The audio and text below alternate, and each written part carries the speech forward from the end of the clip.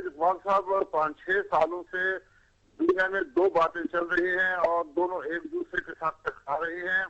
ایک ہے گلوبلائزیشن جس میں عالمگیریت ہے اور عالمی قوتیں جو ہیں وہ سمجھتی ہیں کہ ہمارے عالمی اداروں میں جو طے ہو جائے تمام دنیا اور پسماندہ اور ترقی پذیر دنیا ہمارے قانون اور فیصلوں کو قبول کرے، جبکہ ہر ملک کے داخلی حالات کے تقاضے کچھ اور ہوتے ہیں.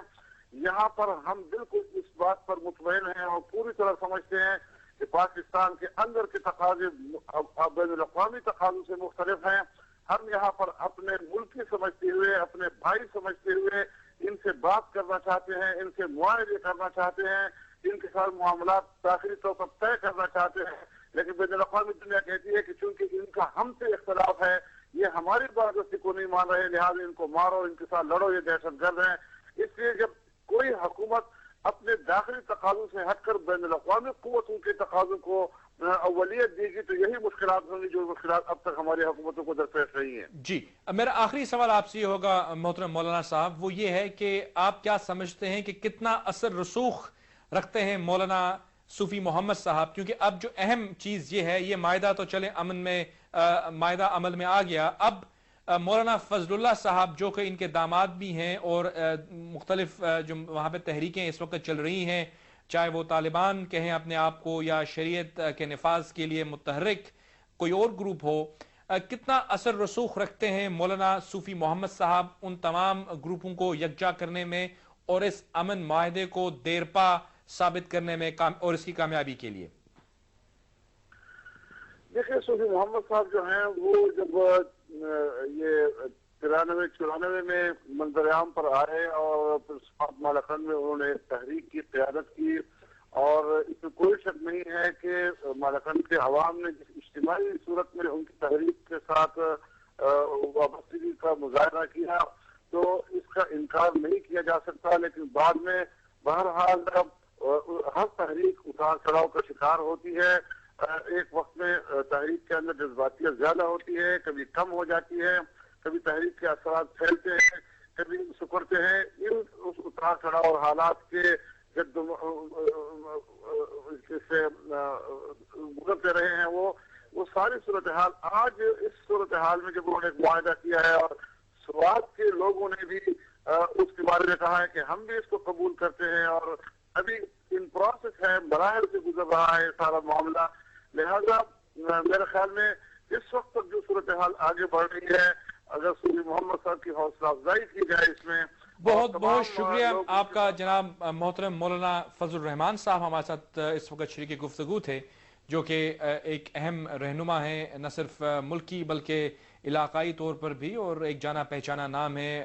صوبہ سرحد میں ان کی حکومت بھی تھی اور انہوں نے یہ فرمایا کہ بہت مثبت رد عمل تھا ان کا اس معاہدے کی طرف. اب ہم چلیں گے دوبارہ پاکستان اور بات کریں گے ایک اور اہم رہنما سے، جناب قاضی حسین احمد صاحب، امیر جماعت اسلامی، اور بہت اہم ان کی جو ہے انوالومنٹ رہی ہے نہ صرف ملکی امور پر بلکہ خصوصاً صوبہ سرحد کے اندر جو تمام گروپس ہیں ان کے ساتھ، اور اس کے ساتھ ساتھ ایک جانا پہچانا نام جناب محترم قاضی حسین احمد صاحب میرے ساتھ لائن پر ہیں. السلام علیکم محترم قاضی صاحب.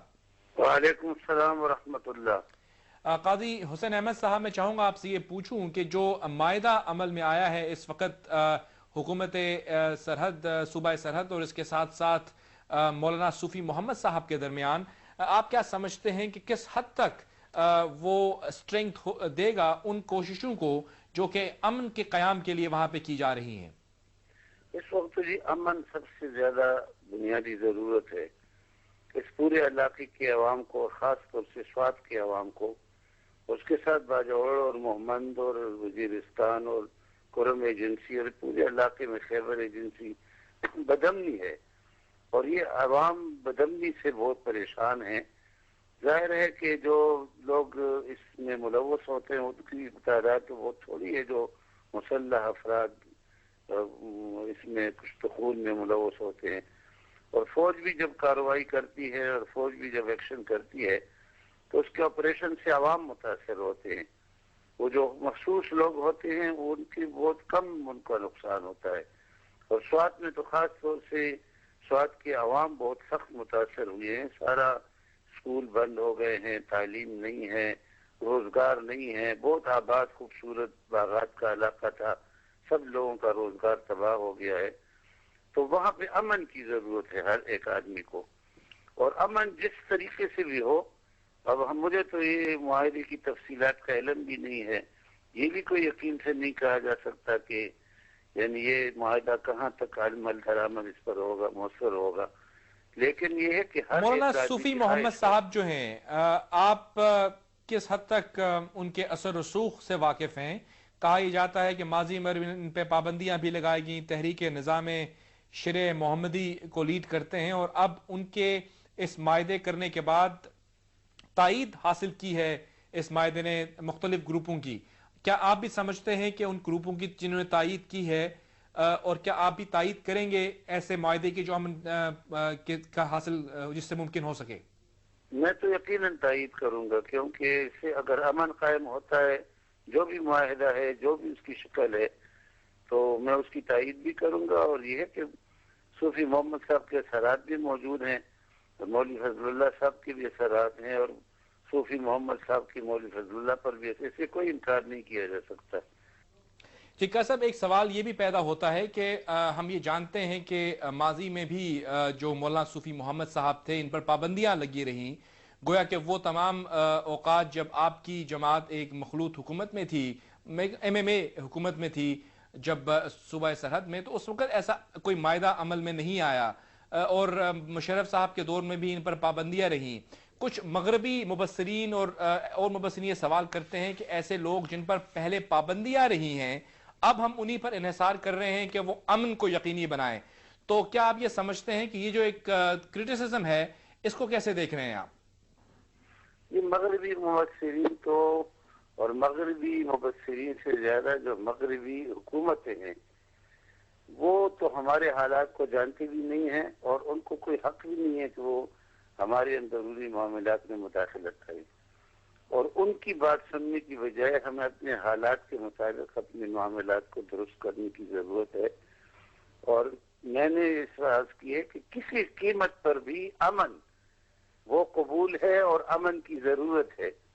اور امن کی بجائے جنگ جو ہے وہ ملک دشمن لوگ ہی اس کو پسند کر سکتے ہیں، اور فوجی آپریشن وہ تو کسی مسئلے کا علاج نہیں ہے. جی، اس میں تو بالکل مظلوم اور معصوم عوام ہی نشانہ بنتے ہیں، اس میں کسی اور کو کوئی نقصان نہیں پہنچتا. جی، اس میں عوام کا نقصان ہے. قائد صاحب، ایک سوال یہ بھی ہے کہ ماضی میں بھی کچھ معاہدے ہوئے ہیں جن کے نتیجے میں ہم نے دیکھا کہ حالات بہتر نہیں ہوئے. آپ کیا سمجھتے ہیں کہ یہ جو معاہدہ ہے مولانا صوفی محمد صاحب اور NWFP کی حکومت کے درمیان، اس کے بعد یہ جو سٹیٹمنٹ سامنے آئی ہے کہ نظام شریعت محمدی اور خصوصاً نظام عدل، جو کہ ایک ہمارے جو وہاں پہ ایک منفرد نظام ہے ان علاقہ جات میں، اس کے اوپر حکومت نے اپنی رضامندی کا اظہار کر دیا ہے.